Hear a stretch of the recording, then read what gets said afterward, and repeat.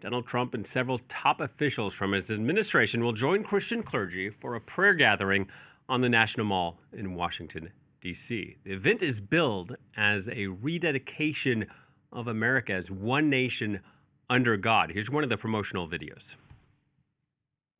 Faith in God is the value that most shaped America.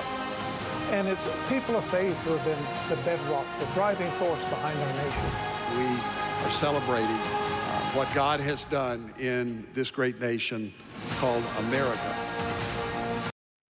That video put out by the Freedom 250 account on YouTube. 250 is a reference to this being the 250th year since America was founded. Now, one of the most outspoken critics of this event has been California Democratic Congressman Jared Huffman. He says Trump is trying to falsely rededicate America as a Christian nation. Take a listen. This is part of their project to redefine America and what it means to be a real American.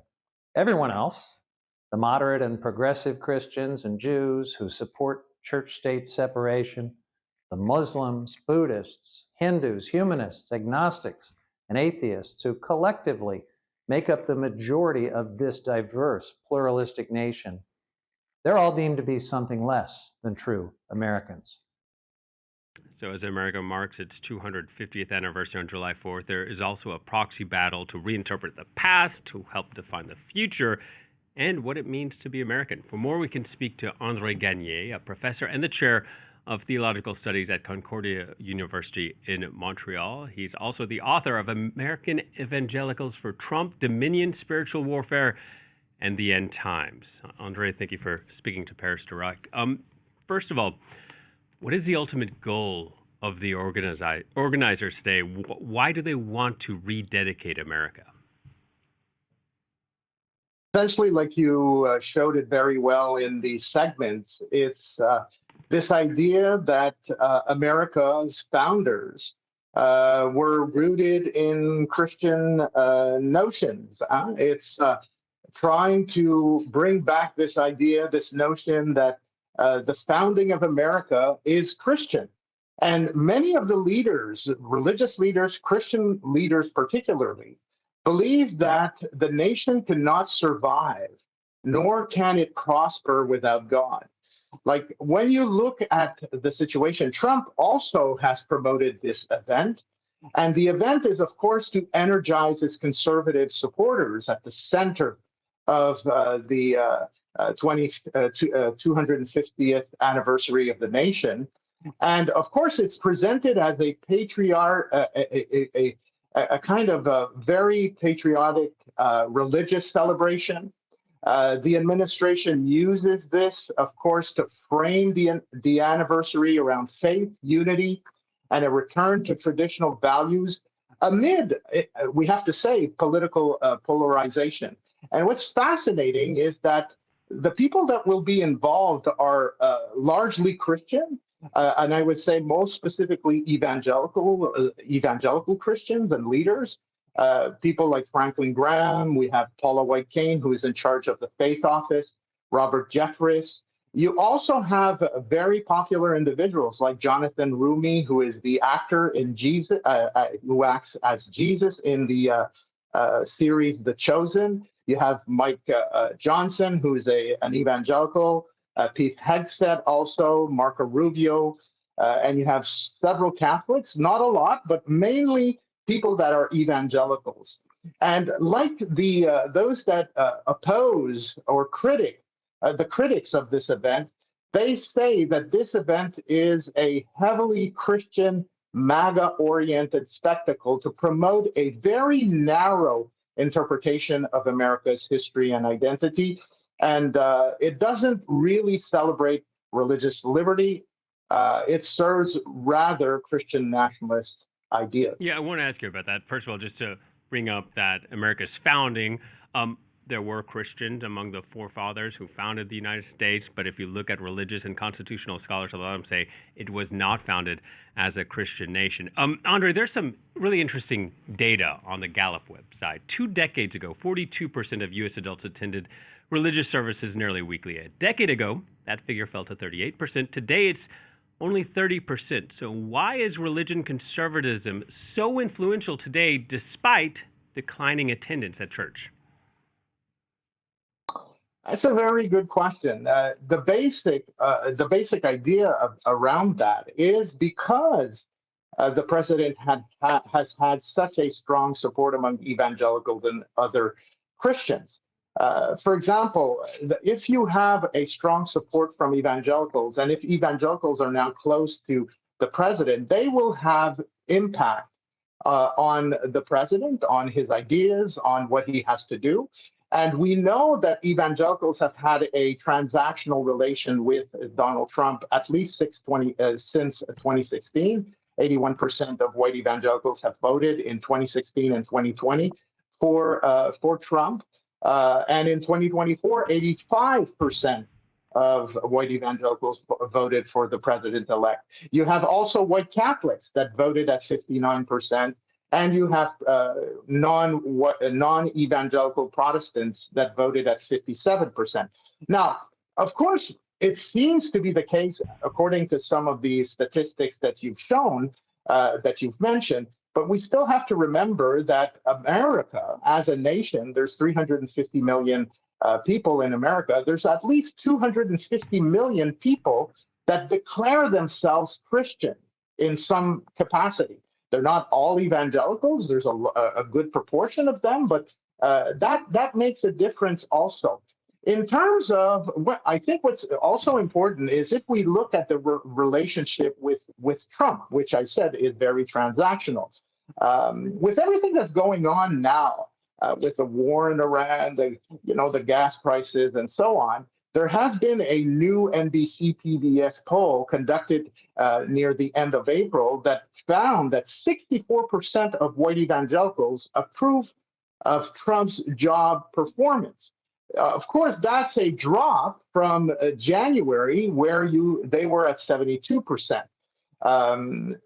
Despite that, they remain loyal. And these leaders have large followings. They are very, very influential on social media. So it gives us the impression that, religion seems to be at the forefront. And it is, because it's promoted by Donald Trump, his administration. But again, it's this transactional nature between Trump and evangelicals that give us this impression that we are seeing a rise in religious adherence. Yeah, and Andre, just talk about some of the images we're seeing as you're speaking to us. Donald Trump was in this heated, his administration at least, in this heated argument with the Pope. Donald Trump posting on social media this artificially AI-generated image of him as Jesus. I mean, there are a lot of people who I think before Trump was in power would have said this is something you could never do in the United States, that this would be blasphemous. But his base seems to just shrug it off. Yeah, this is a great example of why, up to a certain extent, among certain Catholics, there has been a drop in support. Catholics that had supported Trump. The issue for Catholics was more of the diatribe that Trump engaged with, were against the Pope, calling the Pope progressive, weak on crime, pro-nuclear, and so on. The AI-generated image bothered more the evangelicals than I would say the Catholics. And what's very interesting, even evangelicals had called when that AI-generated image was produced and posted by Trump, called the president to remove it. But what's fascinating is that the president did remove it, you see, and did not remove his criticisms towards the Pope.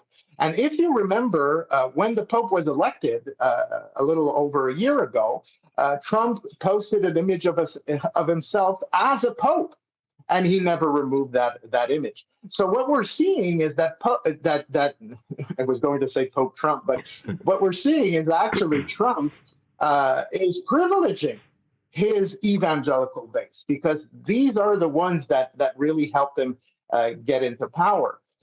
So the question with all of this, and we see it in this event, is which form or which type of expression of Christianity will dominate in the U.S.? Will it be a kind of evangelical conservative Christianity, or is there room for more diversity? And even if you have very conservative Catholics, in this case, they're not overly represented in this event. Yeah, and I just want to ask you, we're looking at the administration's use of religion here, but there's some criticism that could be doled out to the churches, the mega churches in the United States. I mean, some pastors have painted Trump as being chosen by God. Some had said God spared him when during some of those assassination attempts. So who's most guilty here? The pastors who say this, the churchgoers who may believe it, or Trump who might not speak up against it?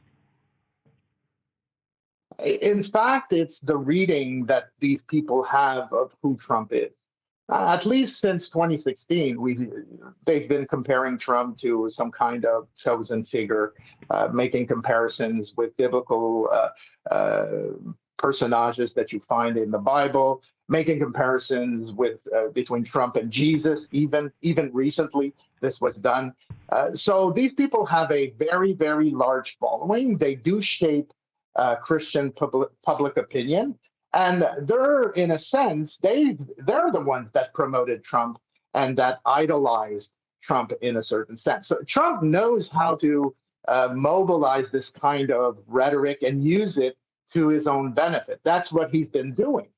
When he talks about himself having been spared during this assassination attempt, he talks about it in divine terms, that God has spared his life.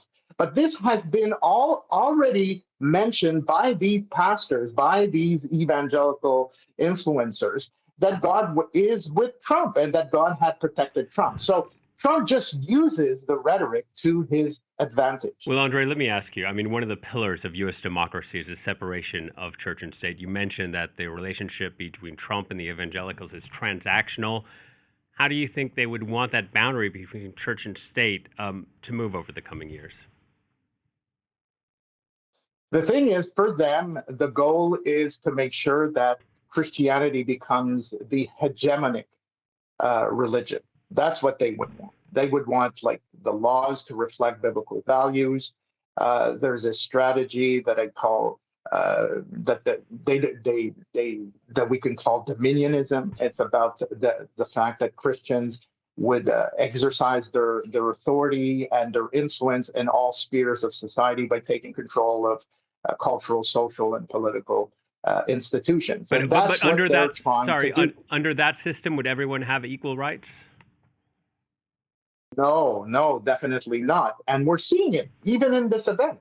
You see, we're seeing that this event is not the reflection of the democracy to which we are used to in the U.S. Democracy involves pluralism.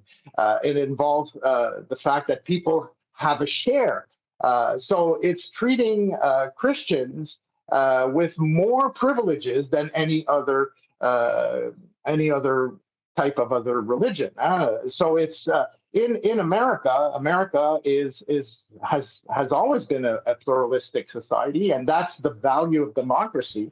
And here, what we have been seeing is that the Trump administration has been appointing people that are Christian in various important federal positions, and we're seeing this kind of pluralism being eroded with such events like the one that we are seeing today. One final question, real quickly. Religion is often flaunted in the United States. You don't see the same thing here in Europe or perhaps where you are. Why do you think that is, culturally speaking? Why do we see religion so often front and center as opposed to elsewhere in the world? But again, I think it comes to the fact that there are, of course, in the history of America, there has been room for religion. There has been place for religion to express itself, and that pluralism gives that opportunity to do so. At the same time, I think that the demographics of Christianity is there. You see, like I said, on 350 million people, you have 250 million people that claim in some capacity to be Christian. And if you just drive across the U.S., every street corner has a church.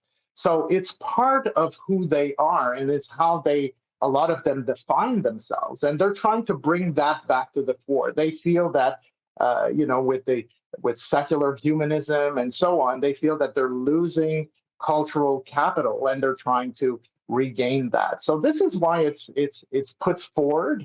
I think that we see it more than ever because of social media. Also, these mega pastors, mega church pastors that you're talking about, these evangelical influencers, they have millions of followers, and people now connect through social media. This is why we have the impression that it's omnipresent. And also the news, the journalists, newspapers, and so on, they talk about it. This was less the case in the past. So this is why we have the impression that we constantly, there's not a week that goes by that we're not talking about Christianity and religion in the U.S. Yes, very good point. André, thank you so much for your time. André Gagné, professor, joining us from Montreal. Thank you.